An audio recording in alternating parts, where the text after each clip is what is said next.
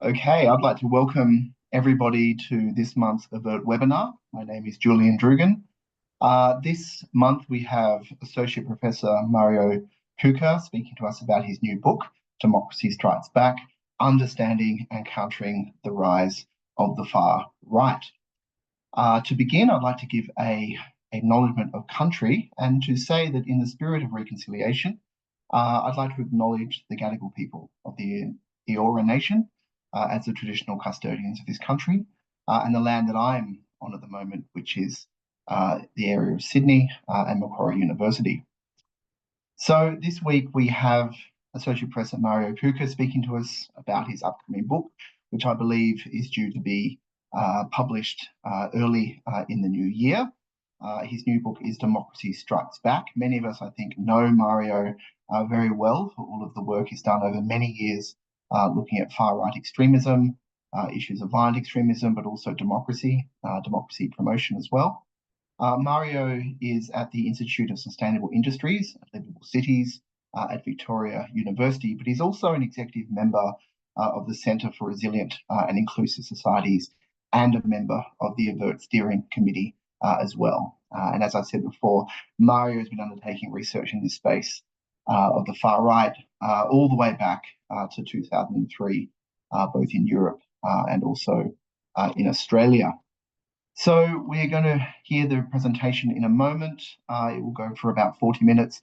Please do come up with some questions and put them into the chat as we go, because I'm looking forward to being able to facilitate a conversation with you all and with Mario at the end. So without any further ado, let me please welcome Mario to the floor and invite you to share your screen. Thank you, Julian, and thanks everyone for coming. Exciting today. I'm gonna share my screen now. There you go. I can't see anyone except for you, Julian, but can you see the screen? I can, Mario. Yeah. So 40 minutes is a long time staring at my own face and, you know, and yours, Julian, but maybe we can keep it. I can keep it in to less than 40, but let's see. I'm speaking to you from the land of the Bonwurrung people of the Kulin Nation, where I'm from, and I pay my respect to elders, past, present, and emerging leaders. Okay, so this is an exciting moment for me because it's the first time that I talk about the book that is coming out in January to a wider public. So be kind to me. So this is a big moment for me. It was all a bit short notice, so I hope that my presentation is not too clumsy. I'm trying to sort of give you an idea of what the key arguments are at the very beginning, so it might make it easier to follow those 35-40 minutes. The key argument that I'm trying to make today, and also that the book is trying to make, is that sort of there are two sides. The first one is that my argument is that the far right, as we have looked at it, is not a fringe movement, as a social fringe movement as we often see it. I think it is much more in the center. The far right is much more embedded and tied to the social center and across the social spectrum than we might want to think. My argument is that this is a bit of a misperception that we put it in a fringe box, and that has hampered our progress in addressing it. So my first argument is that the far right narratives and susceptibilities are actually quite broad and present, persistently present across society, across wide parts of society. We can look at certain attitudes that reflect that, grievances and the human desire for social worth, which are all things that are quite broad and not very fringe. That's the first argument, and that's the first part of the book. The second part then looks at, if that's the case, if you agree with that, then our responses to and our attempts to address the far-right appeal has to be different. It must primarily sit outside the PVE or CVE framework. And when I say this, I'm not questioning the utility and importance of CVE frameworks and tools and measures, but I'm just saying that my argument is it's an uphill battle if we rely too much on CVE, PVE measures and ignore sort of the broader mainstream societal measures that we need to do, political measures that are necessary to reduce their appeal. So that's the argument, or the series of arguments I'm trying to make. That's also reflected in the book itself and the structure. I put there, yes, the title is Democracy Strikes Back, but initially the title was Political Fringe and Social Mainstream, Revisiting the Power of Democracy and Countering the Appeal of the Far Right. That was the initial plan to call it this. When I spoke to my son about it, he said, that's blah, blah, blah. No one wants to hear this. This is way too complicated. No one wants to read this book. So he decided that Democracy Strikes Back is much better. And the editors at Palgrave, they somehow agreed with him. So the new title is Democracy Strikes Back, Understanding and Countering the Rise of the Far Right. But what is in the abandoned title, it captures those two elements that I'm trying to convey today, that the far right is a lot more than political fringe. And the way we address it sits also within the center. And it is a revitalization of our democratic principles and processes that can help push back against the far right appeal. So that's the argument. The book is, I'm not going to present obviously the whole content of the book. There are two parts. The first one is a diagnosis, and the second one is the response, what we need to do. And I'm trying to do this. The diagnosis is covering a reconceptualization of what the far right is. And I think we have struggled with this and been struggling with this for a long time. What do we actually mean by that? And we have different views. And maybe it's actually good to have different perspectives, because maybe the far right extremism should be seen as something different by ASIO, as opposed to a local community group. Maybe they should see it differently, but we have to be transparent and more explicit in what we actually consider to be the problem.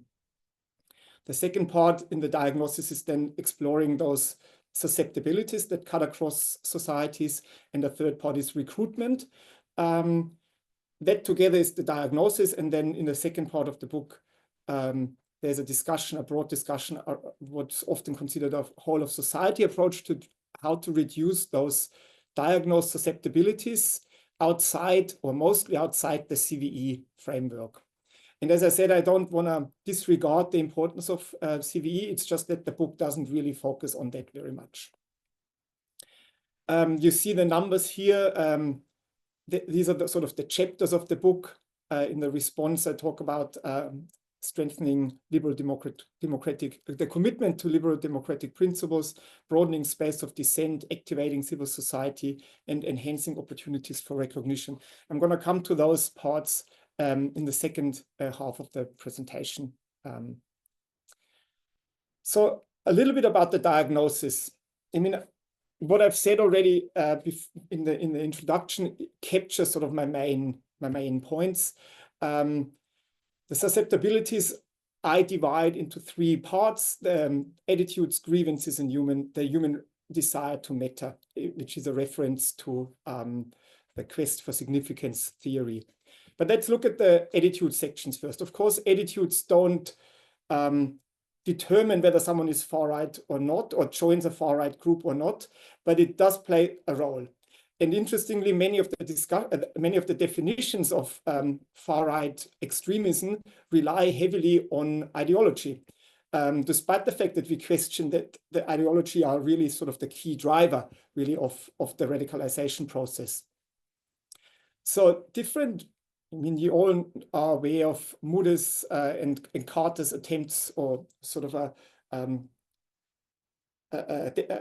analysis of different definitions of far right, and the most recent one is delivered by Carter only a few years ago.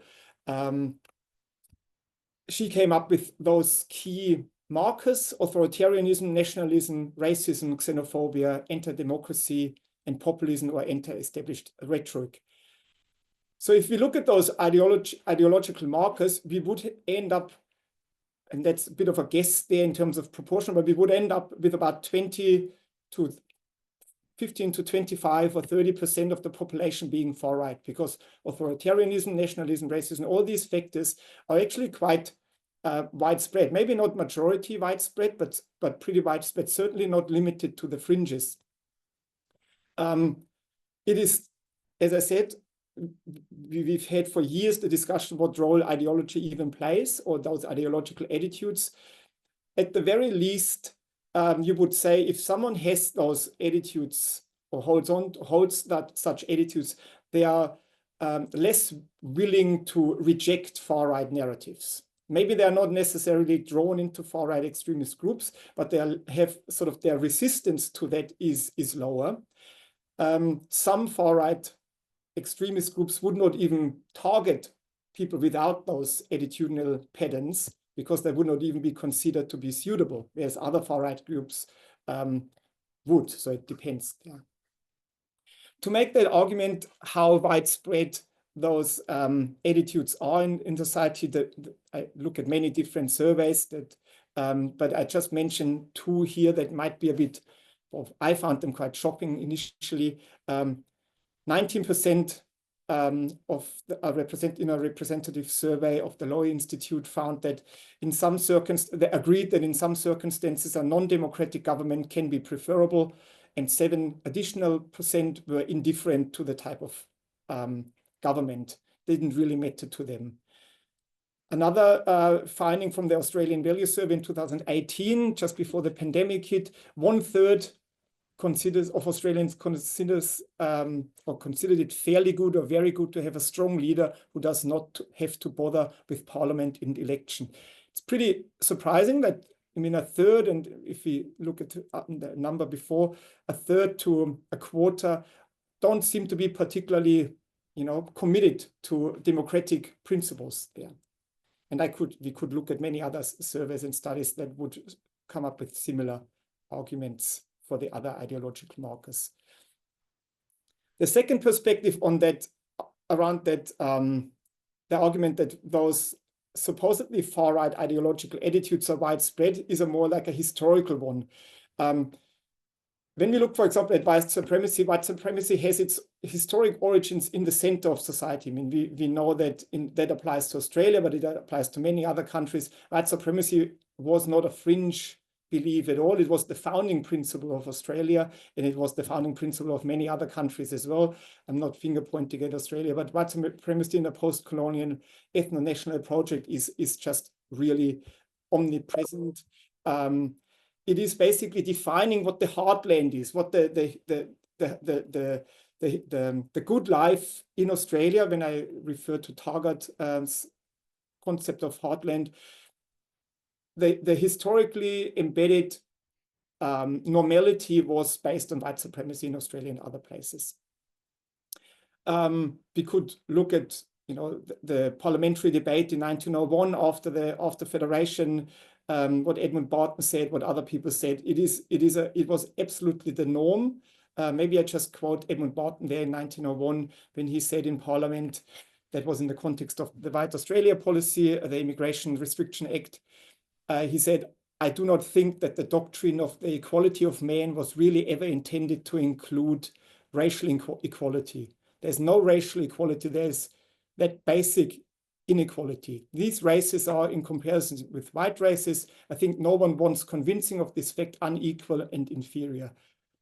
The problem with that is that there is now a historic precedent that far-right extremist groups can easily refer to. And we don't really have good arguments to say, well, Australia was not built on white supremacy. So that was sort of a bit of a glance on the attitudinal dimension. When we look at the grievances, and that has become a big way of explaining susceptibilities, focusing on grievances. I refer to Golder there in 2016. His work is actually on far-right populist parties, but I used those, the differentiation between economic, cultural, and modernization grievances from him and applied more broadly. I think I don't need to go into sort of the details there. there's often this argument that unemployment rates or unemployment in general is sort of an indicator for susceptibility or vulnerability. I think there's been a lot of empirical work that questions that simplistic argument, economic grievances, economic struggle equals vulnerability. That's not the case. But there are indicators that the perception around economic grievances or socioeconomic prospects, that they can fuel or aggravate certain in-group grievances and sense of marginalization. And in that sense, economic grievances can certainly play a role, especially when combined with other forms of hardship in a way. Cultural grievances is a bit like what we said before about the role of ideologies. As I said, ideologies don't make someone a far-right extremist, even if you tick all the boxes from those definitions, but they can increase sort of the openness to the far-right appeal. That's sort of the argument there. The interesting thing about cultural grievances, when I read about this and then wrote about this, that it has a very broad spectrum where cultural groups are seen as sort of the out-group and compared to the in-group. This can range, the way it's manifest can range from rather really mainstream attitudes towards cultural assimilation. So I think recently we had the social mapping cohesion study, and I think it was 70 or 80% of Australians think that to be an Australian, you have to sort of share certain cultures, Australian culture and norms. So this could be seen as an assimilationist majority view. Depends on how those norms and cultures are defined, obviously. We had a quarter of the population in a survey a few years ago who agree that there should be no more mosques, for example. Another example just to show how certain groups, outgroups are seen as being less deserving of certain rights. But then you go into white supremacy, white replacement theories. A recent study in the US showed that 30% of the American population believe in white replacement conspiratorial narratives. So this is something that in the extreme form then obviously led to the terrorist killings in Christchurch and in other parts of the world, Europe and Australia and the US. Okay, so the third type of grievances I find particularly fascinating. The argument around modernization grievances, different names, but often referred to as modernization grievances, is that there are segments in society that see themselves increasingly ostracized, marginalized, or left behind in a world that is rapidly changing and seemingly or increasingly uncertain. This kind of modernization loser theory has been around for decades. I mean, in Europe since the 1990s, where Betts, for example, argued that the profound transformation of the socioeconomic and sociocultural structures of advanced Western Europe democracies are the key, one of the main reasons why the far right increases or rises. We've seen many of those arguments in the right-wing extremism scholarship. But what I find particularly interesting, and it sort of ties into my broader argument that it's not about extremism, but about societal developments, is that many political philosophers and political science have made a very similar argument, from Ari Hochschild, for example, in her book Strangers in Their Own Land, or more recently, The Stolen Pride, to Jonathan Haidt, who is now more famous for his work about social media, but I think he was on the money in 2016 when he spoke about the rise of Trump, similar to William Galston. All the arguments is basically around the fact that societies are changing. Globalization is a key part, increasing information society, technocratization of society, which leaves basically, as Michael Sanders said, creates winners and losers in society. I mean, it's a bit crude to put it this way, and he's certainly aware of this, and I am too. But there is some benefit from those developments of post-industrial societies, and others don't benefit. And as Sandel said, then among the winner, this development generates hubris, and among the losers, it generates humiliation and resentment. And that sort of feeds into that, or is one of the pillars of those modernization grievances.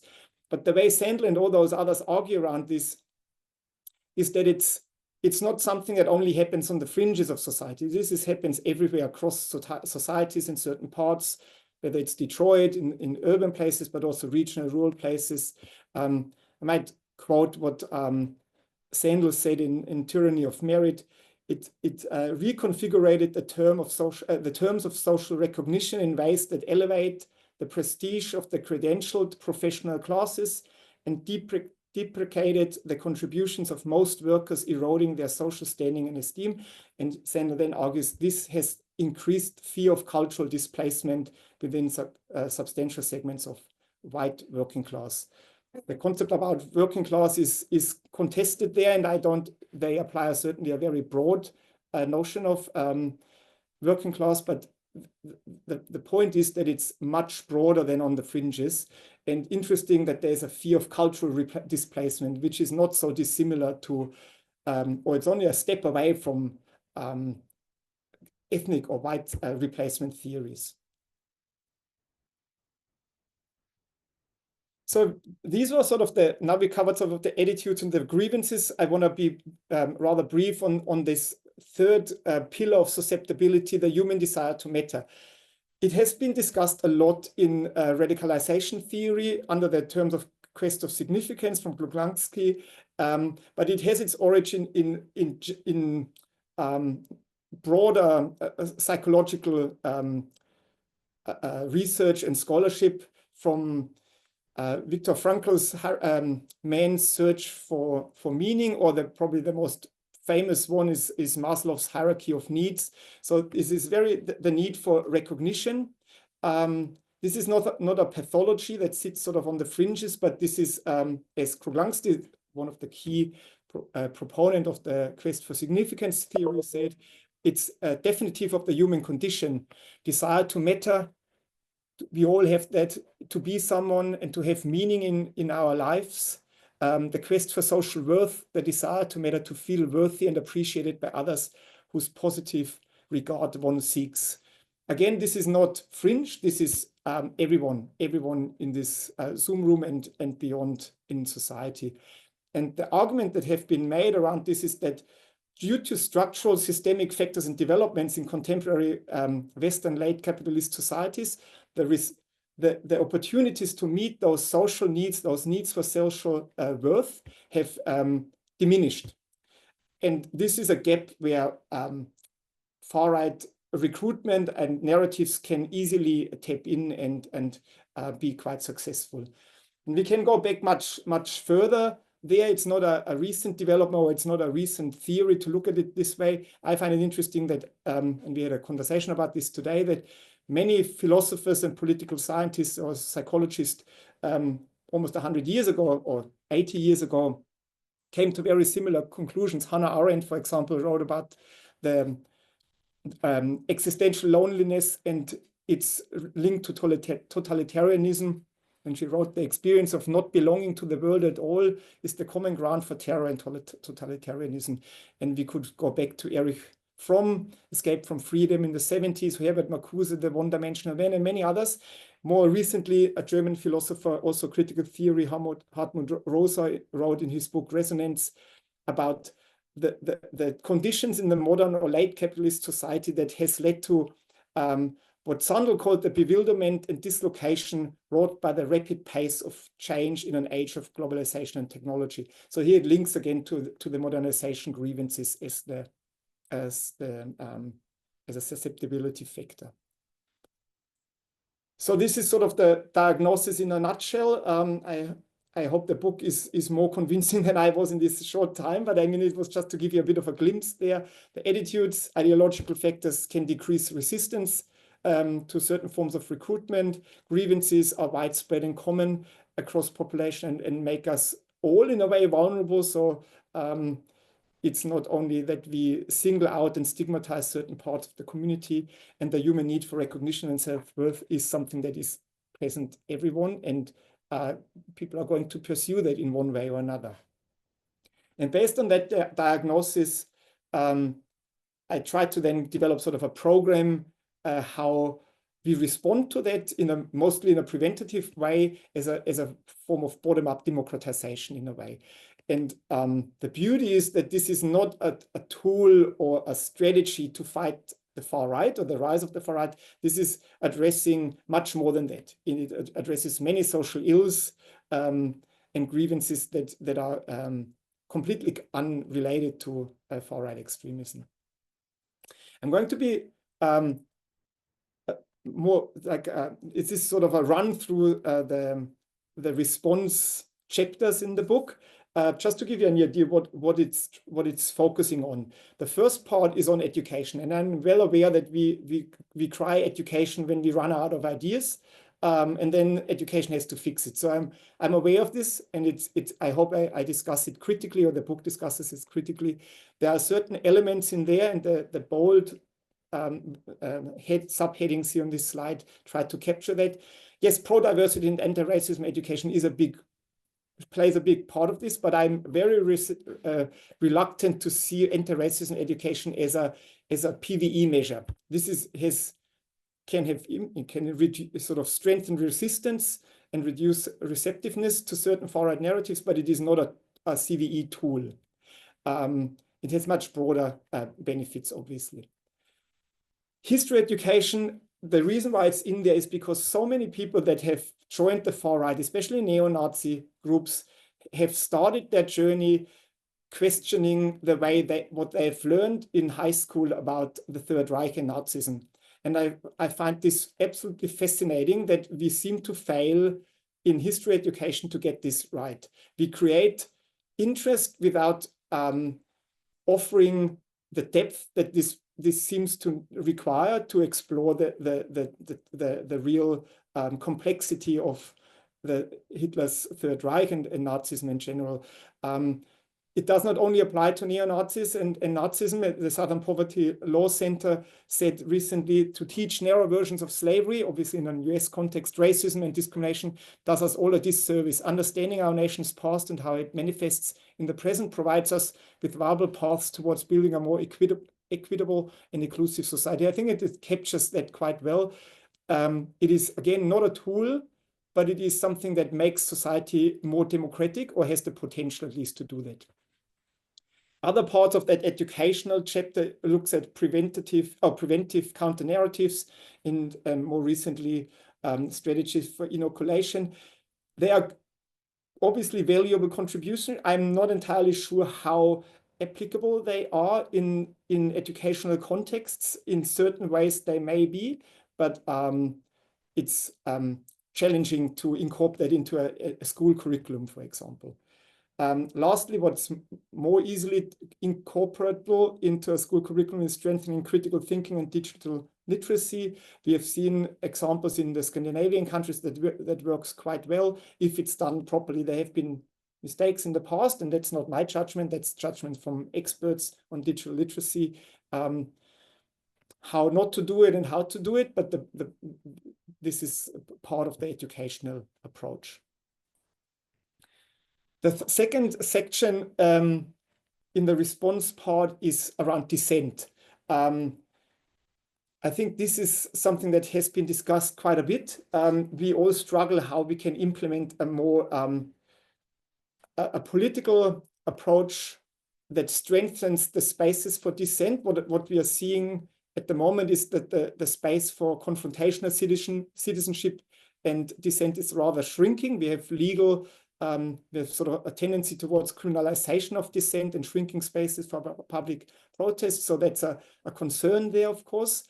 But why I think we need to invest more in expanding spaces for dissent and in exploring different alternative ways for democratic deliberation is because one of the key themes in the grievances section that we heard again and again, also in our own research, was that people don't jump on far-right groups because they are racist. They jump on far-right groups because they have certain attitudes, possibly, but primarily because they feel heard in those spaces. They feel someone listens, pays attention, and that's the key. In one of the interviews that I did with far-right groups, they told me we were in a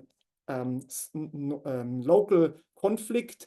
We were yelling and screaming, and nobody was listening. And that was their rationale for joining far-right circles because of that. And I think if we had provided those spaces, as hard and difficult as it is, those people would not have joined those dark far-right extremist groups. So the argument in that chapter is that we should expand spaces for public protest rather than following that concerning path of shrinking spaces, but then also to explore alternative avenues for engagement and deliberation. There are many different forms to do that: mini publics, citizens assemblies, panels, juries. These have all worked quite well, but they are ways to provide more space for dissent and for citizens' deliberation bottom up. But then also on top of those rather structures forms of deliberation, there is a need, especially in the local context, for local councils and local government to engage with local dissent in a more informal and flexible way, instead of applying certain consultation agendas. And if certain dissent groups don't fit within that consultation framework, they are not listened to. I think we need to do better to provide spaces on the local level for that.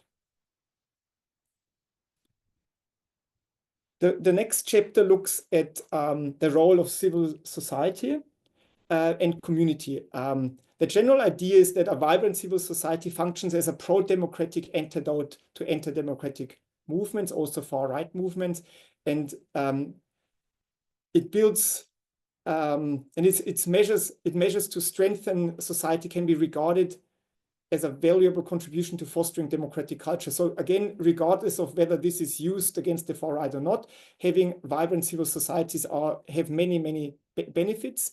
But we have seen that those benefits can also be really powerful in our struggle against far right movements, especially in times of declining trust in government actors. So the more we challenge, or the more people challenge sort of this question the goodwill of government, the more we rely on the people, basically, the community mobilization and movements to do that pushback against anti-democratic movements. In the model, in the book, I talk a bit about the German model, which is where I'm originally from. That was sort of my academic socialization there, where the government spends more than $200 million a year, mostly on civil society actors. Civil society is at the core of the response to far-right extremism, in addition, obviously, to law enforcement. And I discuss how local action plans, where state actors, local government, and especially civil society organizations, community groups work together to identify local issue and develop certain local action plans to address those local issues in the fight against right-wing extremism. Regional mobile support teams is something similar. They've been now established across Germany, and they work really well. If there are concerns, they can come to the place, they can consult, they can provide trainings and all different things. So these are ideas that other countries may be inspired by. But that's sort of funding community organization and building the capacity in those community organizations to play a more active role in a way in PVE and CVE. So this is sort of one of the exceptions in the book where I do refer to that a little bit.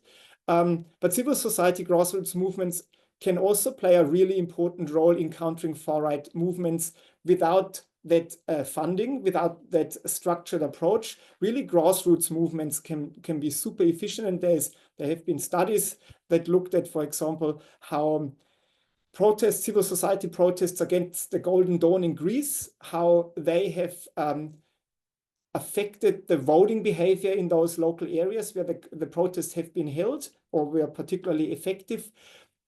there's strong evidence that local community can push back against far-right narratives. We have seen that in the Victorian context as well, where in Bendigo, for example, where the council struggled to get the anti-mosque conflict under control and more far-right groups mobilized around that.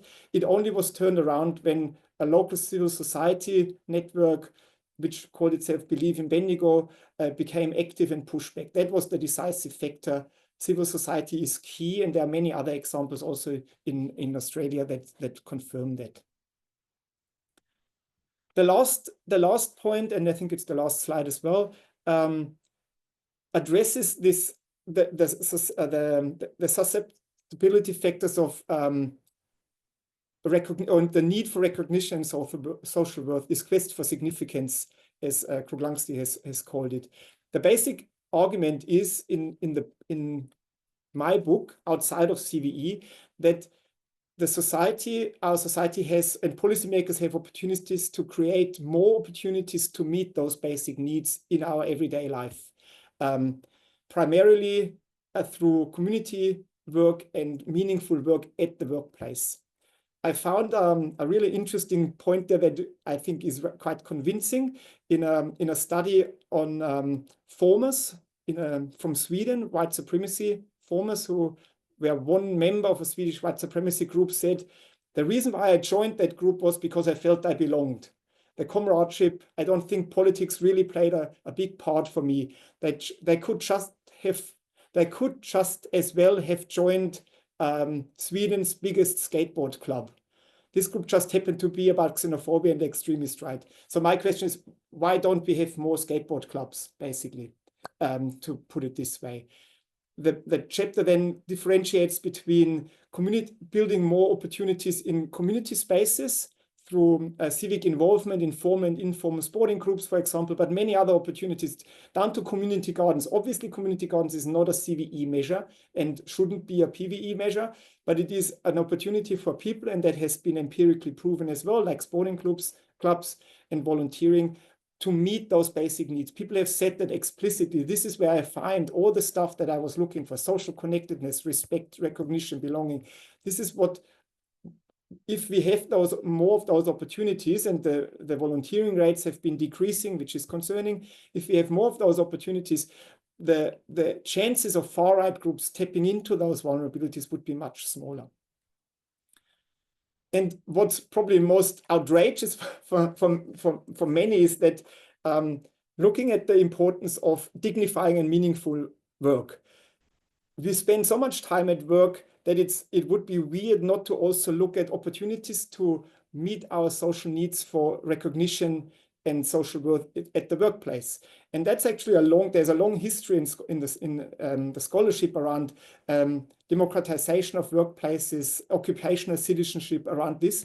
Work is more than just a place where we make money. It's, as Sandro said, a socially integrating activity. The social recognition and esteem that goes with producing what others need and value is a really important element of that. People want to be appreciated. It reminded me of when you travel on the road and you see the trucks that say Australia would stop without truckies or something like this. You may have seen those signs.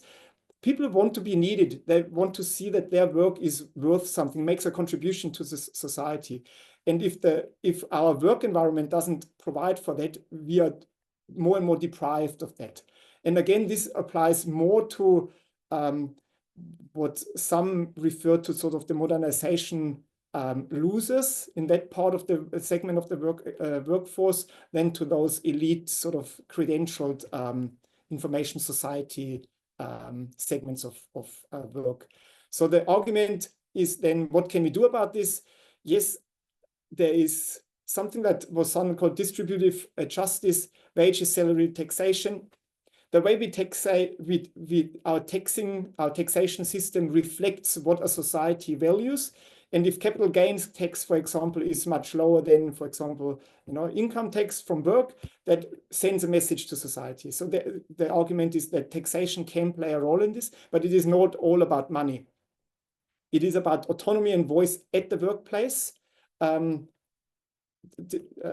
Long, like decades of work around workplace democratization, occupational citizenship has emphasized how important it is for people to feel appreciated and valued at work, and that can contribute to that risk of creating a social worth void.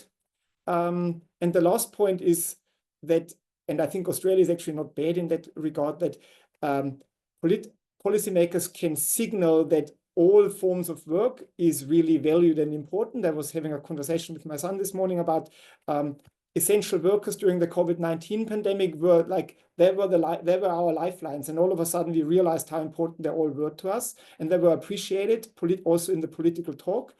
But we have lost that a little bit again. So all of a sudden, those who, fill the shelves at the local supermarket don't have the same level of appreciation anymore, although they all deserve that.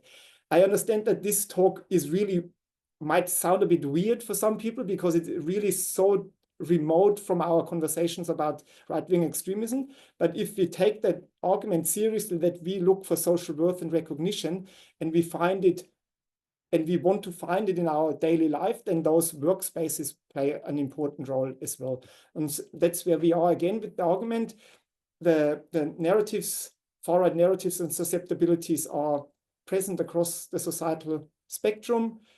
We need to address them across the societal spectrum with means that sit far outside the CVE context, plus CVE programs, of course, as well. So that's where we are. Hope that was in terms of time all right, and it was in terms of content. And then I stop sharing and hand it to you, Julian, and the people in the audience. Mario, thank you very much for excellent and very thought-provoking presentation. I'm really looking forward to reading your book soon, as I'm sure many others are as well. Just a reminder to everybody, if you do have questions, I'm sure you have a lot, please do put them into the Q&A function at the bottom of your screen, and we'll go through them one by one. But I'm going to begin, Mario, by bringing it back to that issue of countering terrorism and countering violent extremism. In a way, I think your argument is that we've come at the far right from the wrong end of the spectrum. It's become a social issue in countries like Australia because of the terrorism risk, first and foremost, and only now we perhaps starting to see the larger societal risk to democracy, with the subtext there, I guess, being that maybe coming at it from a counterterrorism perspective or even CVE perspective may be misplaced and potentially, even at times counterproductive if it is indeed a broader societal issue. So if that is the case, then what is the role of CT and CVE? And just in relationship to that too, if the far right are closer to the centre than perhaps we would like to believe, then what about the fringes of the far right? Because you've been talking about it very much as a broad social movement against maybe diversity or globalization. But then, of course, there's all the accelerationists out there, the apocalyptic groups, the cults, the occultists, the conspiratorialists. I mean, so again, what's the role of CVE-CT, and also what about this spectrum of the far right, where it's much more than just a broad social movement? Okay, so first of all, I think it's really important that this is not understood as a pushback against CVE or CT.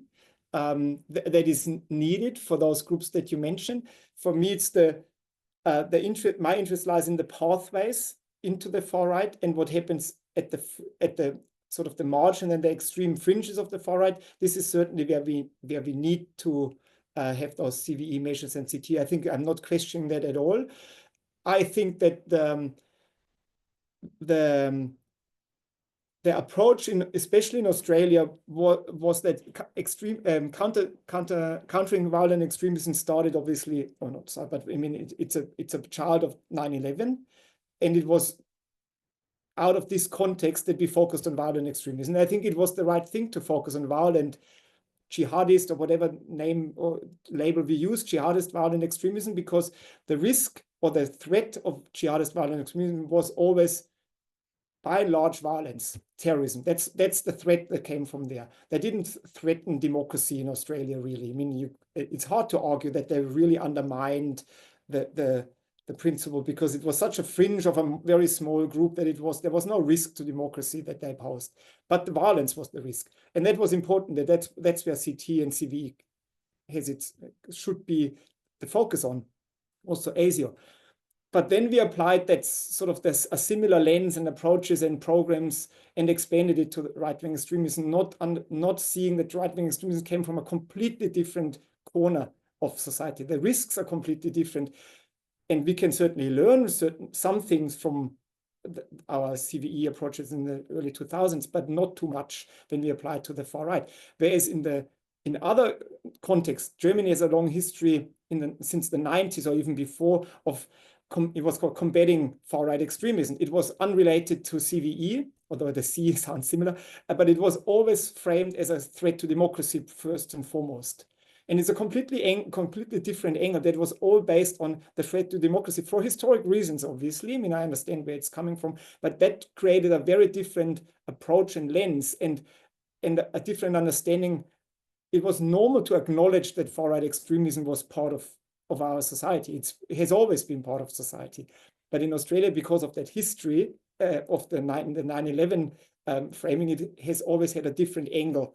That's my understanding of it. And that's why we've gone a bit, I mean, where we lost track of the real assessment of the threats that the far right. And when we talk about far right threats to democracy, it's often that they sort of shift the Overton window, and they do certainly. I mean, then mainstream, yes, but we have not seen that the origin of white supremacy and many of those authoritarian movements are not the far right. The origin are in us. It's just very convenient to say, well, you know, this is so nasty, and we don't want to have any association with this kind of thinking, but it is there.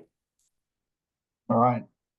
Look, we've got some questions that are coming in now. The first one is more of a comment. I'll just read it out to you. This is from a listener in New Zealand who's talking about them having drawn on the Good Lives model to understand and then respond to needs like viewing gore, dark web groups, and respond to that by addressing the needs in other more pro-social ways like work.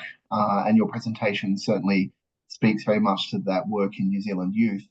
Do you see that as part of the response, shifting uses and gratifications away from antisocial to more pro-social mechanisms, young men joining the army or law enforcement rather than far-right gangs or something along those lines? I mean, the pro-social is sort of the key, the pro-social. And we know that community groups, even civil society, is not always pro-social. I mean, there's a dark civil society as well, so I understand this. And it's important to make that difference. So I think that's exactly what the argument would be for me. Another question's come in, which brings up an issue which I think is important in this space, which is the political dimension. They've mentioned that watching the recent council elections and some of the online interactions, they tend to agree with you that it's not just fringe. But what have you noticed in these election processes?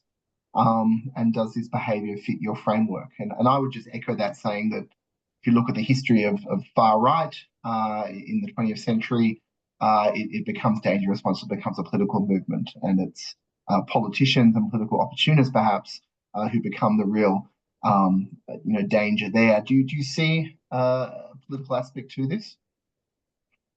So I mean, the first one about the local council elections, I'm not entirely sure what it's referring to. I think that we have a fragmentation there and a reflection of discontent with the political process. I think that's a reflection of a broader political discontent, silence, not being understood. There's something to do with that. The second part is this. Just have to go back to trying to read the questions again. There was the second one. Was this Malcolm's? No, it's the second part of Helen Rod's question. Well, I think that we have to completely abandon this idea of fringe. I think there's nothing. If we define the fringe as being not mainstream, then you have to be able to tell me what the mainstream is. I don't know what the mainstream is. There are different mainstreams, and I don't know what the center is anymore. I think we have to abandon that idea of mainstream and fringe, because it is too blurry. It's not helpful.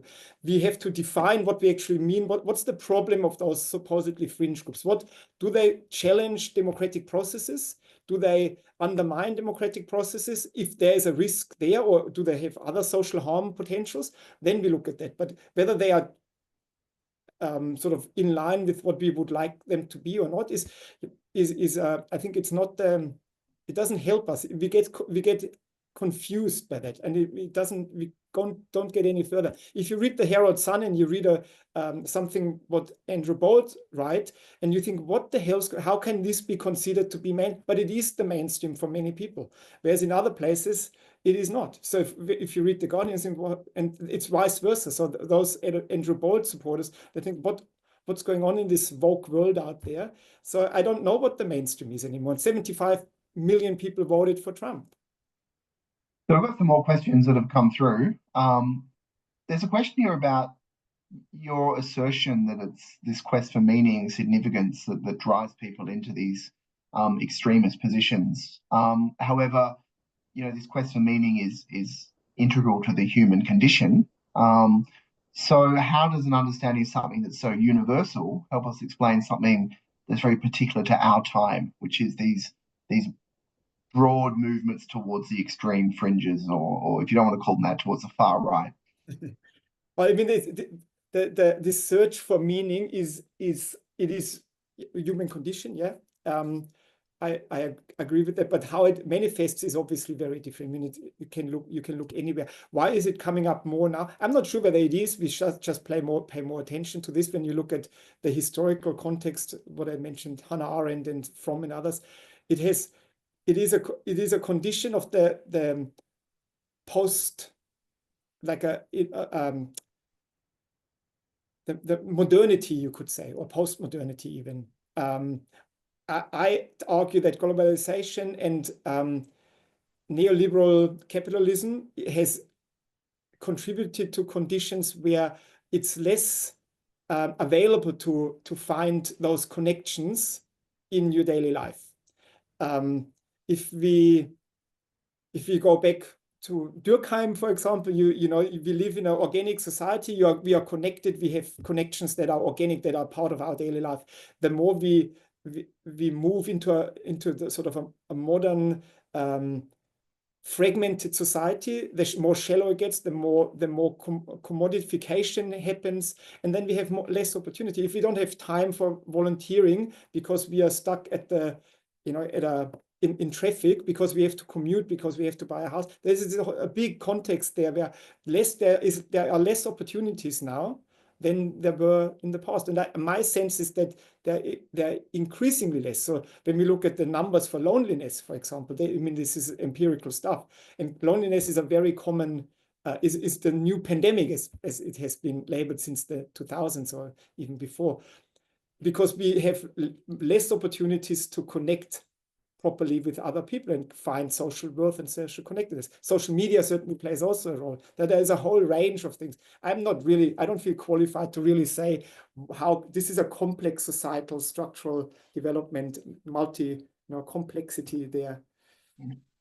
Well, I think we're getting into large macro scale questions that we often perhaps wouldn't necessarily discuss, in a countering terrorism type lecture. But your presentation really does demand us to think more about democracy. And I think your argument is basically that, more education, spaces for dissent, stronger civil society, basically more democracy is the answer.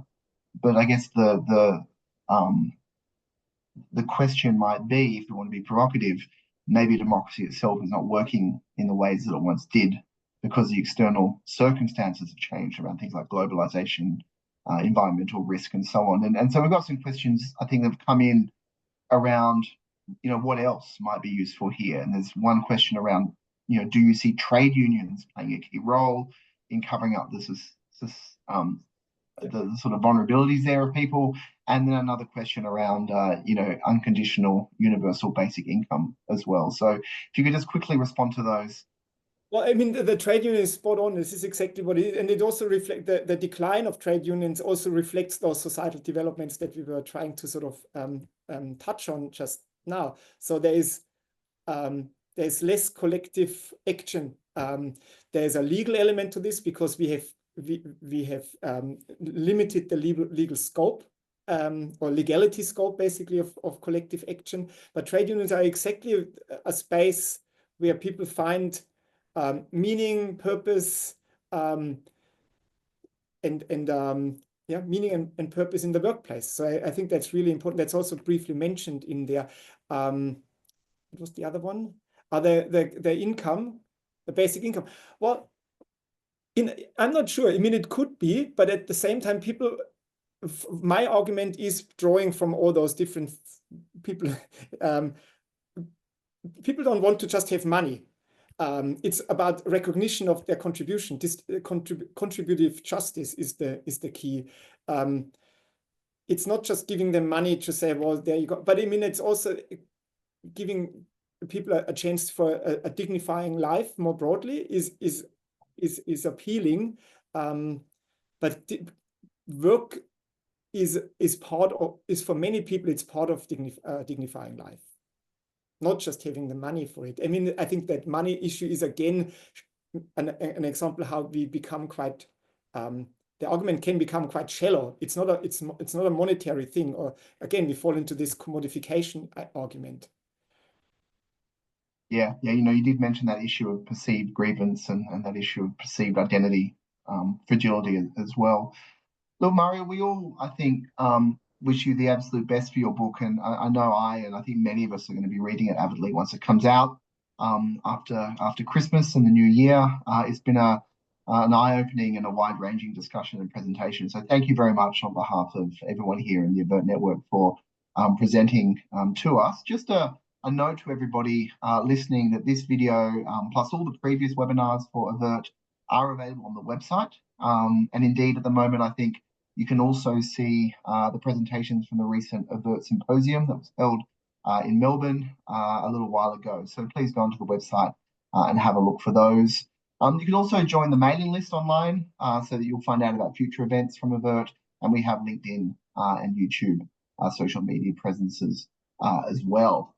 Now, this is the last of the AVERT webinars for this year. We'll be on break through December and January, but we will be back in February with a presentation by Associate Professor Rick Pills. So looking forward to seeing everyone then in the new year. In the meantime, I hope that everyone has a good holiday season. If you have a holiday, a good time over summer, and I'm wishing everyone a very relaxed and restful time between now and the new year. Thank you very much again, Mario, and good evening to everybody.